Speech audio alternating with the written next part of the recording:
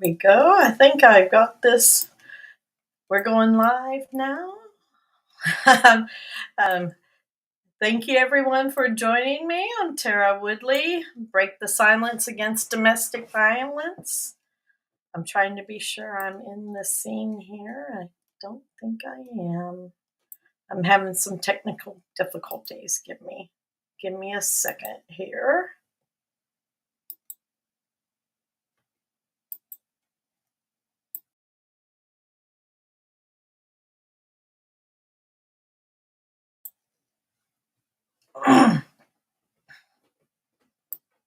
There we go. I believe I'm in here.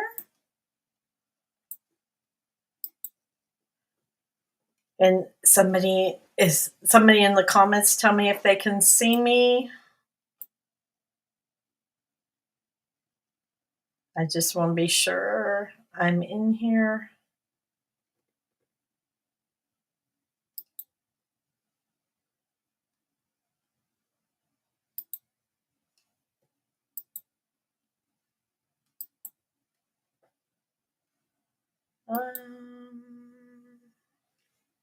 Sorry about this, everyone.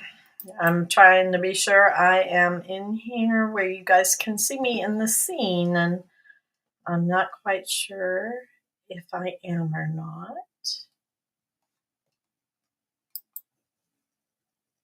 But welcome. I'm just trying to be sure here. No, it doesn't. Okay, yeah, I think I'm live. Okay, I think I'm good. Thank you, everyone, for bearing with me. I'm Tara Woodlee. I am the president of Break the Silence Against Domestic Violence. And we thank you for joining us on our live stream, our Share the Love Giving Marathon. So far, we've had a couple of great live streaming podcasts. We've talked about our support line and shared some of our team with you. And I thank you for joining in now. So this next hour, we're going to be talking about another wonderful, crucial program here at Break the Silence. And that is our Run for Her program. So Run for Her is technically actually an event that we do to raise money for not just this, organization, but a program that is scholarships for survivors or for family members who have lost somebody to domestic violence. And here at Break the Silence, we were the very first organization to provide scholarships geared specifically to survivors and their families. So it's something we've been very proud of over the years. So if you're not aware, BTS is the largest national organization of survivors, leading survivors of domestic violence in a nonprofit organization. And we provide critical support through our programs, not just support line, but this scholarship program. It's peers supporting peers, and we're dedicated to that. We're dedicated to our advocacy, our education. And part of this marathon is to let everybody know that we need your support. We're hoping to raise $10,000 to help keep our programs going over the next quarter. And every dollar you donate goes directly to helping survivors find safety and healing and help through our programs. So there's a link on the bottom. Please feel free to donate specifically to this marathon, or you can go to btsadv.org/donate. And every dollar we receive, we will send you a special message from a survivor telling you how your donation has helped support us. And throughout this marathon, you're going to hear powerful stories. And this one, you're going to hear mine. And a lot of people have heard my story before, but it's very much tied into Run for Her and the scholarship program. It is a very unique thing that we've done, and it's very special to my heart.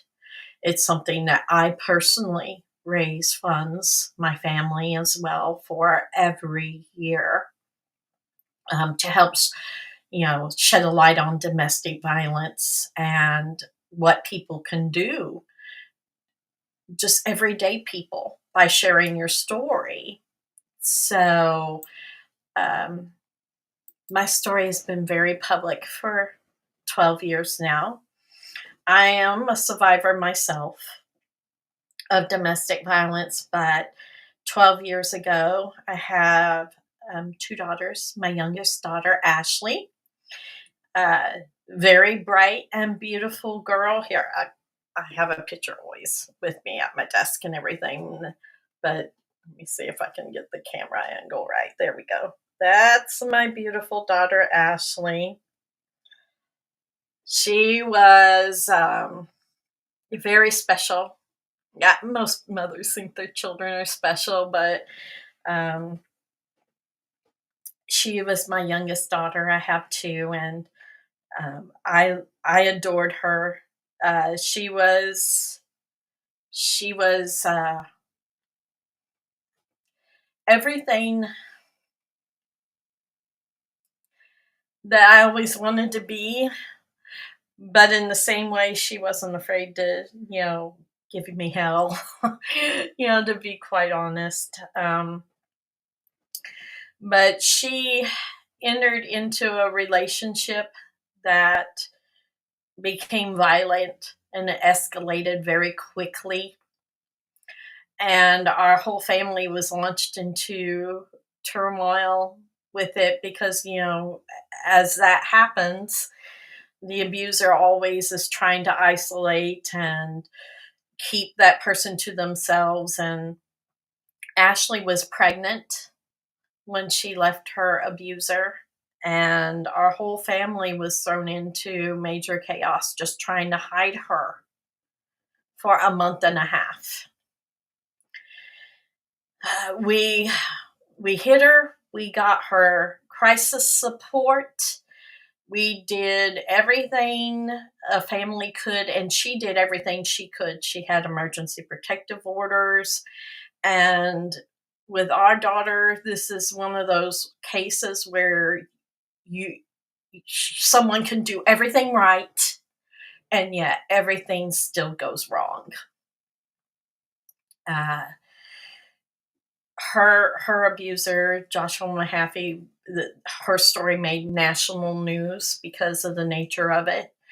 He enlisted a friend of his roommate, to help hunt her down, and they killed a man named Chad Page, who was someone they knew, and they took his money and they stole his car, and dumped his body, and they went after my daughter back on July 13th in 2012, and broke into the place she was staying. Uh, they left her no escape because Josh came in through the front door, and the other young man came in through the back door, and he caught Ashley trying to hide and protect herself in a bathroom where he had shot her and then shot himself. Um, Joshua, you I guess, to the mercy of his family, died instantly, but Ashley did not. So our family endured her being care flighted to a hospital, and all of us up there praying, praying that she would survive, praying for the sake of her baby. She was 4 months pregnant. And I tell people all the time, you've got to do what you need to do to protect yourself, because the outcomes aren't always good. Not all of us get to survive. Um, she she was in a state I can't even describe to people, and I do it all the time. And some days are harder than others because she didn't look like herself. uh, and the bullet had penetrated her brain, and the brain swelling is what killed her. And as a mother, you never, ever want to hit the day that you have to look at your child in the face and say it's okay to go. And that's what I did that day for her sake, because I didn't want her to suffer. I'm sorry, I'm getting teared up. Um, no mother should have to do that ever. Um, but because of what happened, like I said, Joshua, hey, he took his own life, but the other young man fled, and he was picked up and prosecuted, and we had 2 years of court. It was a death penalty case, and Ashley's case was in the national spotlight. And what does a family do with that, right? And after all, it sounds like a Lifetime movie. Two men kill another man, dump the body, go after her. It was horrific. It's still horrific to live with. But that's what led me into advocacy, because after Ashley, lots of women came to me that were Ashley's friends needing help. And then it led to me advocating for them and speaking out and telling her story, telling my story, to tell my family's generational story of 100 years of abuse that led to this nightmare. And this is how it can possibly end. And nobody wants that story to end like that. Everybody wants that happy ending. We didn't get that.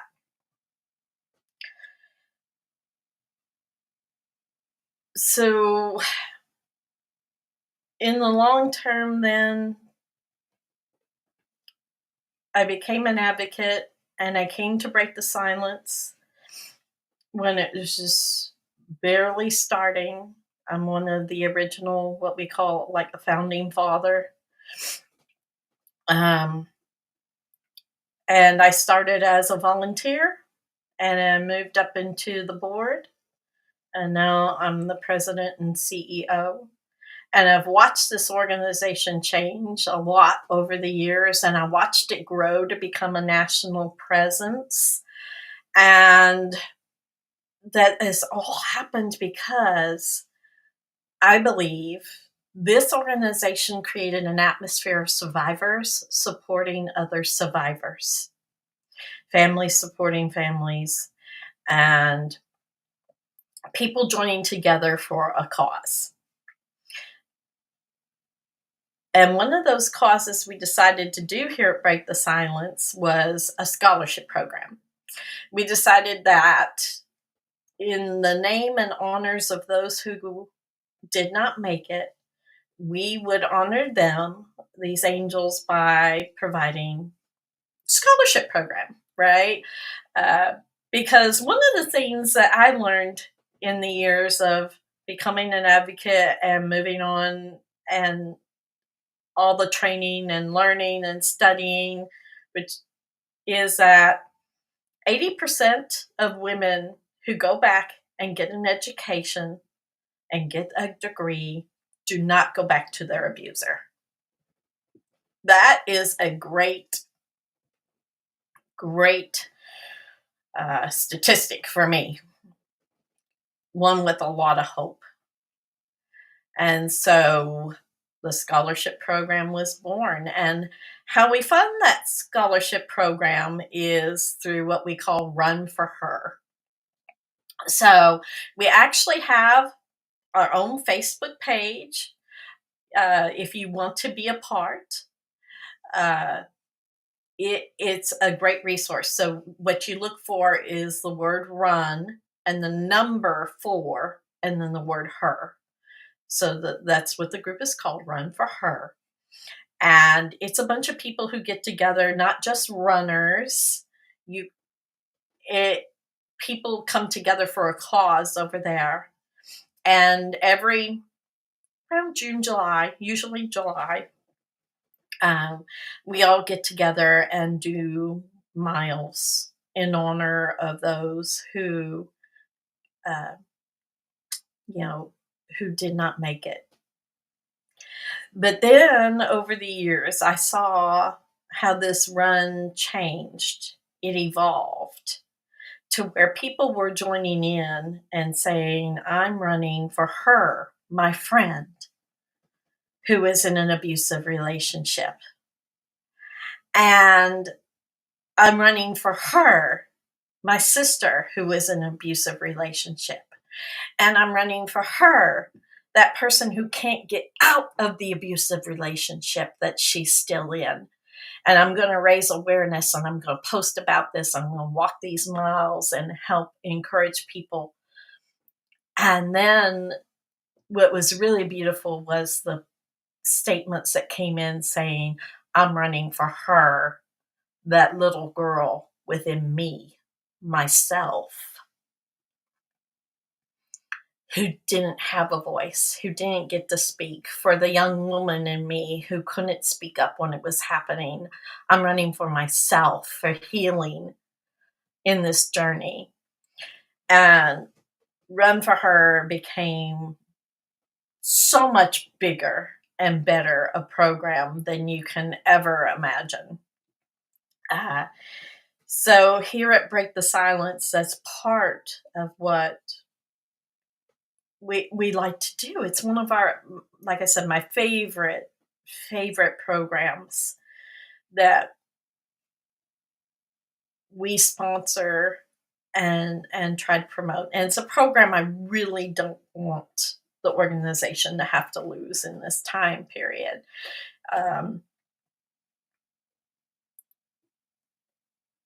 when a community comes together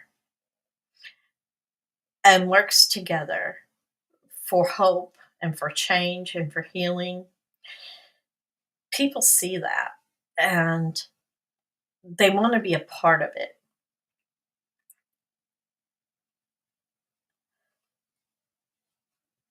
When you share your story,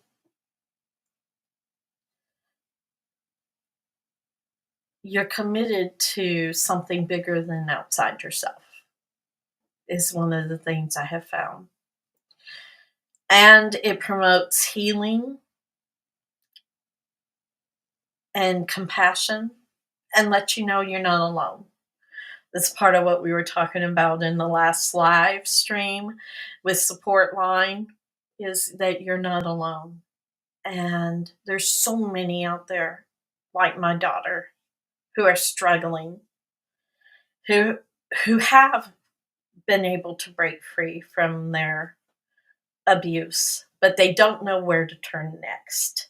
And that's part of what BTS has done by the programs we've decided to promote. We decided to promote programs that would be, what do survivors do after the crisis? Where's the support you need? Because we felt like that we were bridging a gap, a very much needed gap, bridge for that gap, so that it wasn't just, okay, I'm out of crisis here, somebody put me in some housing and there, you're okay. And that happens so much all the time to so many of us, that you're kind of expected to, okay, here you go, kind of put on your big girl panties, and now what do you do with it? You're still having to co-parent, you're still having to work, you're still having to have resources, you're still trying to raise children, and you're still trying to deal with your own trauma. You're trying to build a better life. And so that is part of why we do what we do and the resources and the programs we have.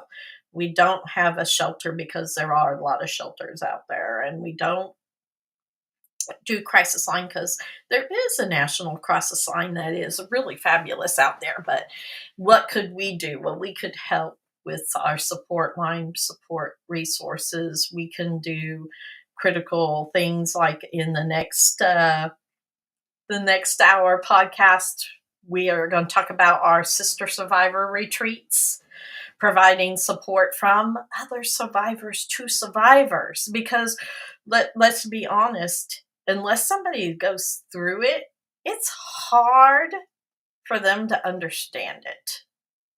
It's not that they don't love us, and it's not that they don't want to be helpful. But unless you're in the unique position of you have walked in those shoes, it's really hard to relate and understand. So, thank you, Olivia, for your comment. Olivia says, "I can't. It can be challenging to deal with a partner who is a narcissistic or cheating, especially when they deny everything and you don't have any proof."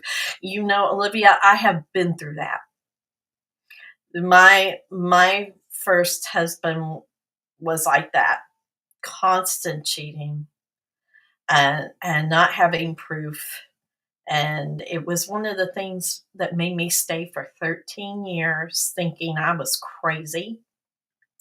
You know, she says also, if you suspect that your partner is cheating, you might want to consider seeking help from a professional who can help you deal with the situation. Absolutely. Thank you, Olivia. So, absolutely. Uh, Getting help when you need it, that is critical. Absolutely critical. So, um, it I'm just that's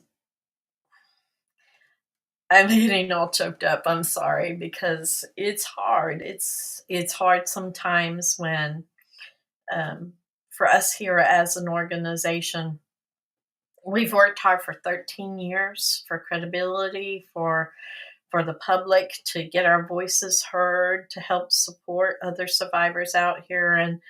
And right now, this economy, we're at a place of really looking at within the next month or so, Break the Silence may not be here. And we need your help. And that's part of why we're doing this, so people can be aware that we're more than a presence than just on social media. We have real programs and we facilitate real change and real help. Our board of directors, even our volunteers, have talked to legislatures and been to Washington and talked to different states to try to help promote change. It's not just the programs here. And we're very committed. We're very committed people. But we really need your help. So if you can support us, if you can help support some of our programs, every dollar counts. So there's a ticker going across the screen that has a donation link for our Share the Love Marathon here that you can donate to. And also you can check out our website and donate through our website, which is btsadv.org/donate, and share the love with us.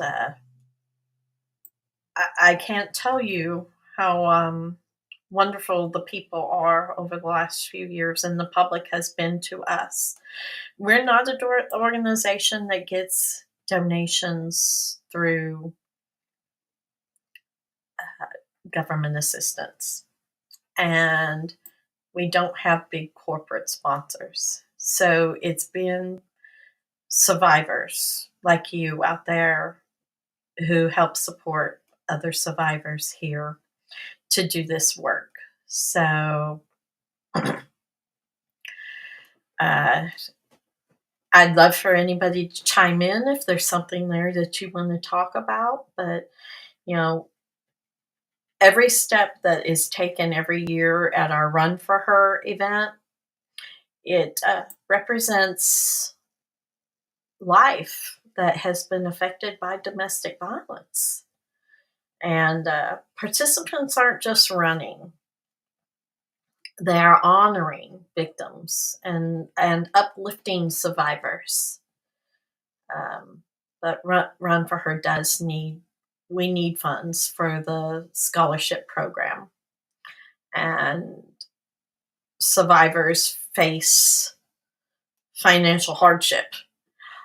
Any of you out there will testify to that. Yeah, I mean, all of us can raise our hand and say, yes, I had to have some kind of financial help in order to get out or get into a new home or just to pay our electric bill when we're trying to survive as we're getting out and rebuild our lives. And especially for those who want to pursue an education or career training and gain independence. So here's part of how you can help. I mean, sponsor a runner, $50 to run in honor of a victim, or maybe $250 to help support educational needs through the scholarship program, or even if you can, because we know the economy's hard, but like $500 could help for an entire semester of supplies for, part of scholarships for someone to go back and rebuild their education to build a future. So that's part of the ways we can give back. And I understand a lot of people in this economy does not have $250 or $500. But literally, I have watched over the years what has helped sustain us is people out there who gave like the last $5 they had out of their wallet because they had $5 to give. I'll tell you a story about my daughter Ashley. It's one of my favorite stories to tell. It's actually my husband's story, and he loves to tell it as well. Our Ashley was a very, very giving person, and um, if you're just tuning in, I'm going to hold up her picture again because I just love my beautiful daughter, Ashley. Ashley was a very empathetic person, but very vivacious and a go-getter. And she had a huge heart for the homeless. So Ashley just could not stand to see somebody out on the street homeless. It just would run right through her, and she always wanted to do something. And just a week before her death, she called up her dad, Jim, that my second husband. He became her father. She loved him and called him dad. She called him and she said, Dad, uh, can I borrow some money for for lunch at work? And he was like, baby, I checked on you. I asked you if you had money this week, and you said you had enough. Or, is something wrong? Is it you need more money? And she said, well, I had enough money, but there was this homeless man and he was hungry. I had $20 and I gave it to him. And her dad goes, "Why?" you know, "Why?" Sometimes people lecture you lecture your kids, "Don't give to every homeless man out there, or any homeless, because they're just gonna spend it on drugs or drink," that standard lecture. And and he said, "Baby, we've discussed why. Why would you give? You're pregnant. You're 4 months pregnant. Why would you give your $20 that you had for lunches to them? You're pregnant. You need to eat. You need that money." And she said, quite frankly, this is what she said. He needed it more. And I have a daddy I can call. And he's going to give me $20 to help me eat. That man didn't have anything at all. And it's one of the things that we've kind of made a family mantra of, who can we bless and who can we help? Can we maintain that spirit that our daughter had, that spirit of kindness and giving? She gave her last $20.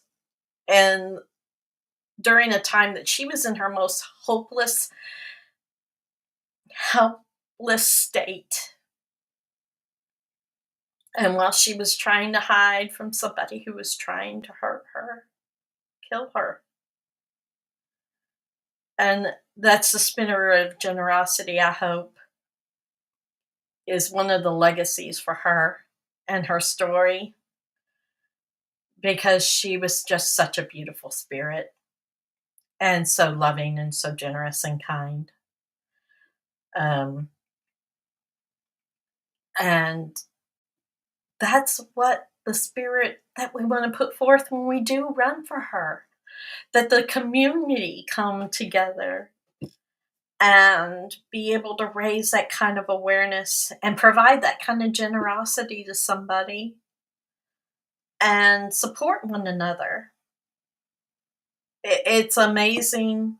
It is truly an amazing thing when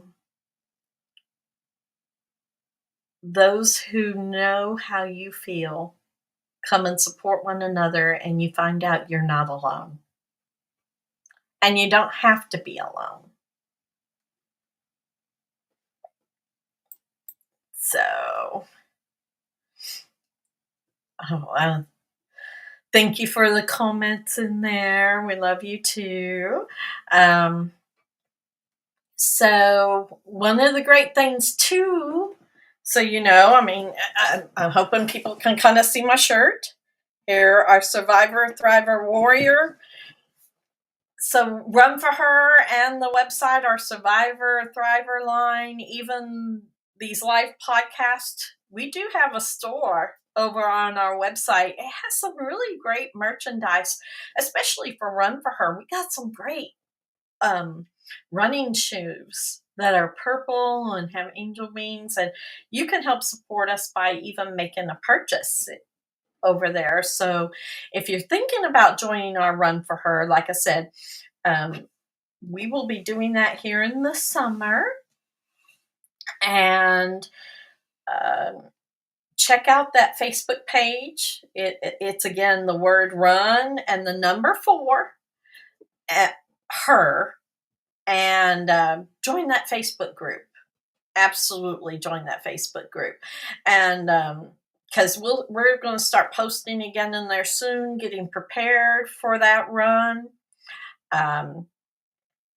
It will take place all across the country. You just sign up, you help raise funds, walk a day, post your experience.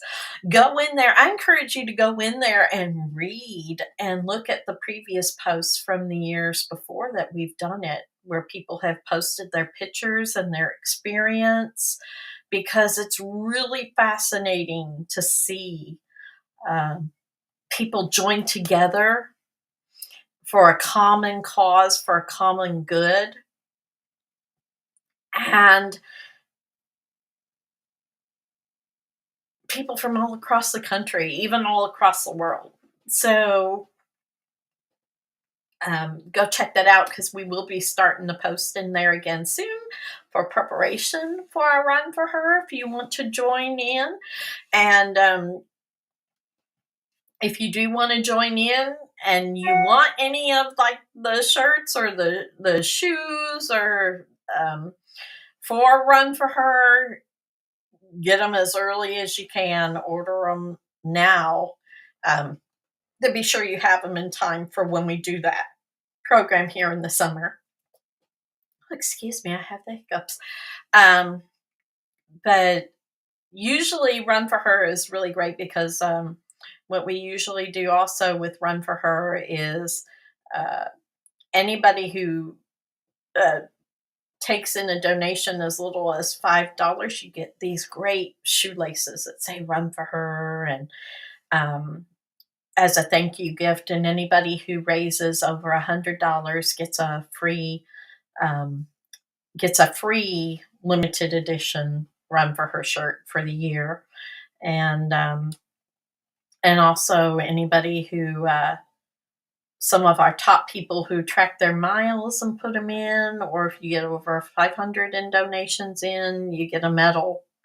So if you know anybody who is an advocate runner who loves to run for good causes or walk for a good cause, please let them know about that program and how they can support us. We would love to have people come in and participate um, in that. Absolutely. So let me see here. Um, if anybody, please join in the chat if you have any questions about our Run for Her event or our scholarship program. One of the things I can answer for you right now is that the scholarship application is open. It's open all year long, and I want to say there's a deadline every year. Don't hold me to it. The website will tell you exactly what the deadline is, but I believe the deadline for the applications is April 30th. I believe it's April 30th. Anything put in after April 30th will go into the application submitted for the next year.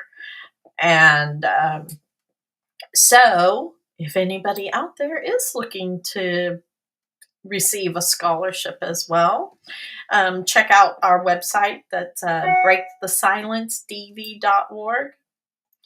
Like, you can see all our programs and all our services over on the website. You can donate there. You can check out, like I said, the latest stuff in our shop as well. Those are some of the other ways that you can help support us with funds. But the easiest way today is just checking out the link that is scrolling across the bottom or in the comment sections of the live broadcast here in the descriptions below, and donate to our Valentine's Day marathon and give butter. So let's see if there's any other comments here. Oh, good. Amanda gave me a smiley face, so April 30th must be correct. So I'm not getting as old as I think with my memory. Absolutely. So I'm trying to think of anything else that I could really share with you as far as this event. Or if you had any other, if you're listening, questions that I could help you with on that, please feel free to reach out to us as well. You can do that all through the website. Let's see here. Be sure I gave you all the information I can think of for this event. Okay. I think so. that's I think we're just going to end. I had somebody lined up. I had somebody like I did in the previous ones, but it ended up just being me. So you just got me for this time period. But um, I just want to say in conclusion, I'm going to wrap this one up a little bit early. But domestic violence it really is a public epidemic. Uh, as far as health wise, it's one of the leading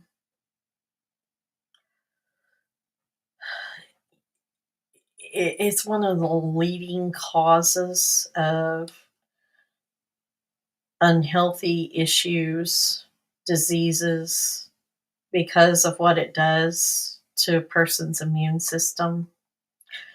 And it's one of the leading causes of death in this country. Domestic violence, there's literally in the US alone 3 people a day that their lives end from a domestic violence dispute. And that's just them. The statistics are, which a lot of people don't know this statistic, but in the background,